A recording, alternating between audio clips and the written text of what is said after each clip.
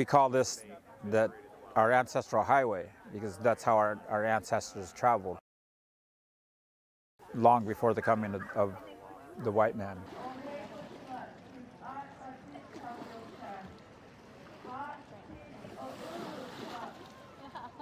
It makes me feel absolutely ecstatic that this has come from just an idea that my father wanted for the 100-year centennial for the state of Washington and the paddle to Seattle, which was coined by the Quileutes.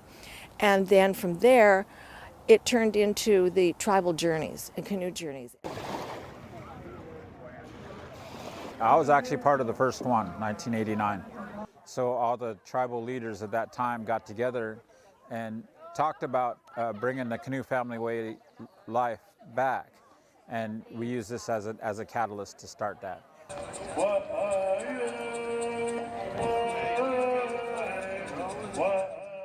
My name is Philip H. Red Eagle. On Journey, they call me Uncle Phil. We wanted to use the canoe as a training device for culture, return to culture. Marilyn Bard, her father was Emmett Oliver, and she had been working for a number of years to make sure his legacy was moving and working. My father, because he was the coordinator for the paddle to Seattle, he wanted to see 100 canoes land on the beach one time in his life. This year, the paddle to Muckleshoot, already there are over 120 canoes. I remember us being students, we were like, hey, we know canoe journey's going on. It would be so awesome if we could get together with a group and go do that. The native students had been gifted a canoe called the Willapa Spirit. We wanted to get the paddles made for the canoe. So I started teaching the making of these paddles.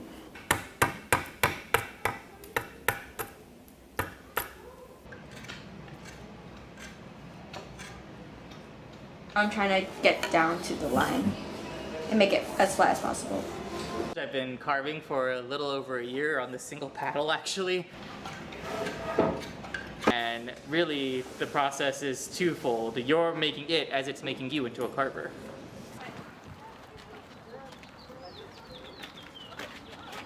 There's no way to know if you can do it until you prove it to yourself. I'm from the coastal tribe, so we have a canoe culture. I grew up with them around me, but not a lot of people going out in them regularly. I think the main purpose was to find community, or to find people who are kind of in similar situations. Urban natives usually who are looking for that kind of community.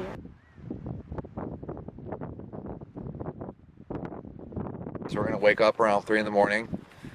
All of my early pullers is in my first group pulling in the morning. They're gonna start getting all of their personal stuff ready so the land crew can throw it in their cars. We're breaking down the tents, making sure people get fed. It can feel how we feel. So if we're feeling uncomfortable or we're upset or something on the water, the canoe is gonna start reflecting that kind of energy.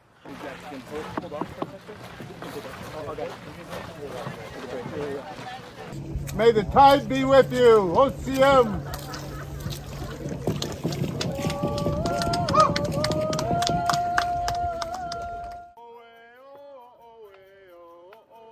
It's both physically and mentally and emotionally a very challenging journey. It's supposed to be.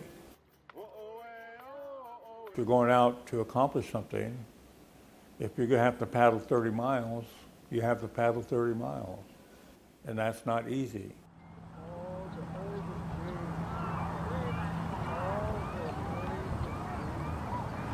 You're out there by yourself 6 to 12 hours a day. It really gives you a lot of time to think about who you are and where you're going in your life.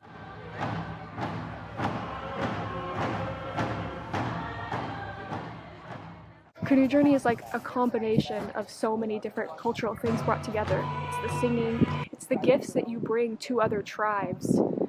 And you have to do so many different cultural practices just to go on journey. Learn about the tides and understand our earth in a way that's different than your other daily life.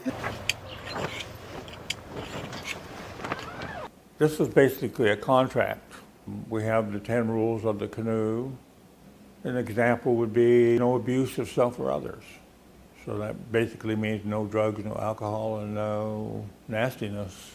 The great thing about Journey is that a lot of the politics, a lot of those relationships are really brought together, even if there's problems within each other, even if you're beefing with your cousin or your neighbor or whatnot, you really put that aside for Journey. It's one of the largest journeys in history, and so part of it is just waiting your turn to be invited to land ashore.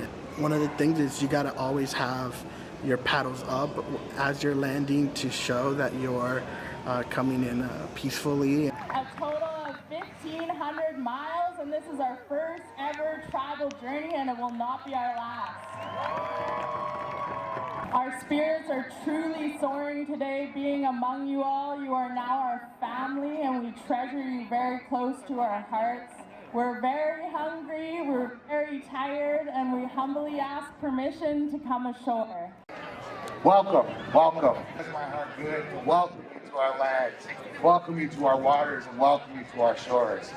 We know that our ancestors are here to greet you, and we know that your ancestors have traveled with you. Please, come ashore, you have permission.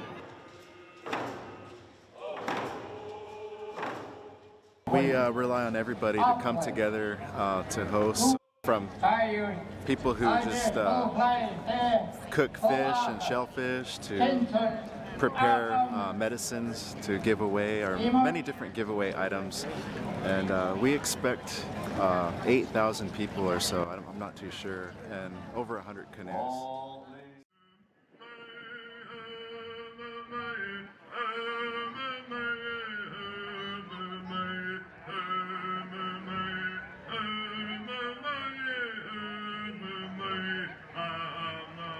I'm gonna do it again and again. I accepted this necklace as a promise that I'm gonna come back.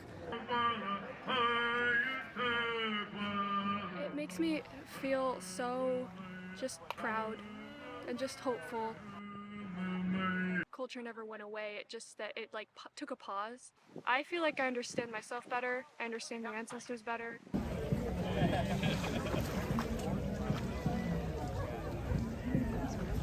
It's more than just changing ourselves, the Native people, but to help change attitudes about how we're treating our planet. Because basically Native American culture is very much a environmental process.